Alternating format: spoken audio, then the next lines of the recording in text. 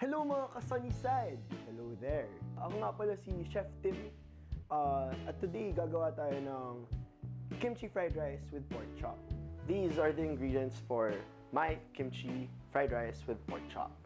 Start with the kimchi fried rice. So here we have rice. Yung rice pala dapat pre-cooked kasi pag frinay mo yung bagong rice, medyo mushy siya. Yung medyo a day old, diba? Yung luma mong kanin. Kimchi, of course. Meron tayong bacon, pang dagdag lang ng konti. Sesame oil, gochujang. Yung gochujang, parang itong fermented soybean na popular in Korea kasi pinapasok siya sa tteokbokki, sa bibimbap, sa mga random stew na red. Pag nakita mong red yung stew, baka may gochujang yan. So, important.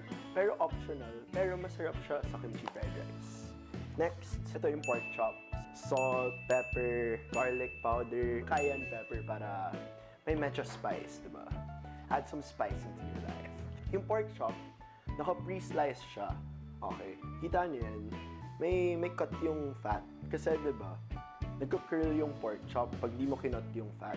So, cut mo yung fat. Ayaw mag-curl. Diba? Dapat flat. Sisisa na natin yung pork chop. Kasi, diba, pag kumain ka ng pork chop, gusto mong may lasa. Try mo naman mag-pork chop na walang lasa. Pangit. So, kita niyo yan? Salt, pepper muna tayo. Okay, pepper naman. Garlic naman. Yan, damihan natin yung garlic. Ayan, pepper pala.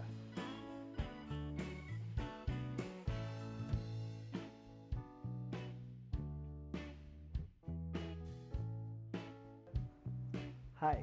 So, ito na. Magluluto na tayo ng pork chop. Pero mamaya, sasabay ko na rin yung bacon. Ito, para sa kimchi rice mamaya. Okay? Kasi, di ba, para madali lang buhay natin. So, ito, lalagay ko na yung oil. Siguro, Oop! Pwede na yun. Ito na. Lagyan na tayo ng first test natin. Oops! Okay, so nag-scissor na siya ngayon. Siguro kasha, isa pa. Oh, kasha nga. Perfect! Nag-start ako mag-cook nung nagka-kitchen na kami. Kasi before, since ako, laking condo ako eh. Wala kaming kitchen. Or nung may kitchen pa kami, di ko pa siya na-appreciate kasi parang wala akong interest magluto. Pero nung tumanda ako, parang, wow, ang sarap ng sobrang daming pagkain and gusto ko sila i-try sa bahay. So ayun, nung nagka-kitchen kami, ayun, nag-start na ako mag-try magluto. Mga simple stuff lang kasi tamad ako. Steak, pork chop, scrambled egg. Tapos, dinadagdagan ko na ng spices para marami-raming lasa. 2 minutes dapat per side. Pero titingnan mo lang siya eh. Kasi may iba mas makapal yung meat, diba? Depende siya sa kapal. But really, parang basta makook mo siya ng maayos at this point. Ay!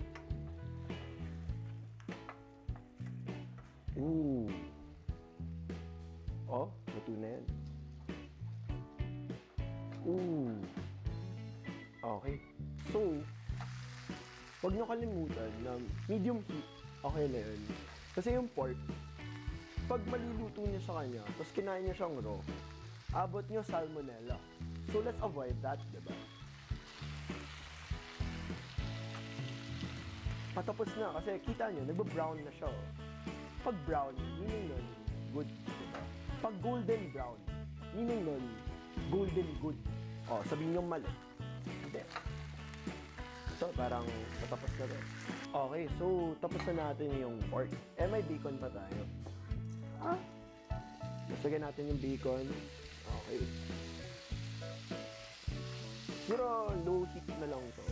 So, yan, luto muna natin. Ang bilis.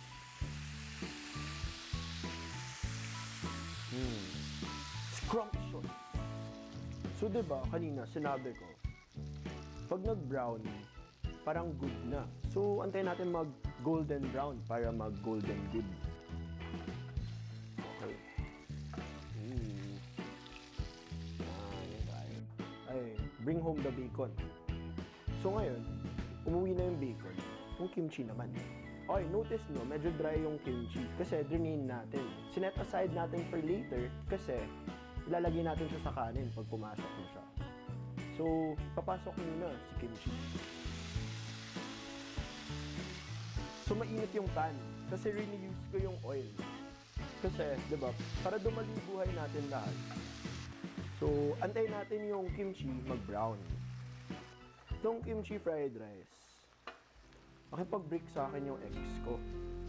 Tapos, sabi ko, so, sino malapit sa vicinity? Tinawagan ko yung friend ko. Sabi ko, oy, brinik ako. Pwede ba ako tumambay dyan? Kasi ayoko umuwi. So, yun, nagdala akong alak doon sa bahay niya. Tapos, tinutuan niya akong kimchi rice. Sinamahan niya pa ng pork chop. Grabe, best thing I've eaten that year. Pero ang sama nung araw.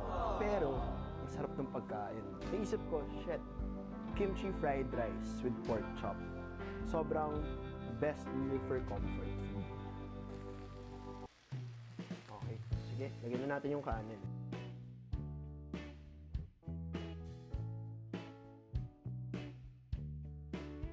So, yung cooking philosophy ko, siguro, try to get out of your comfort zone. Kahit ito, comfort zone ko ng konti. Diba? Medyo linagyan ko ng experimental stuff to dati. Yung pork chop ko, hindi naman sa ganun kaayos dati. Pero, ayun, ngayon, feeling ko masarap mamaya. You explore more food. Gets? Basta, explore mo lang. Diba?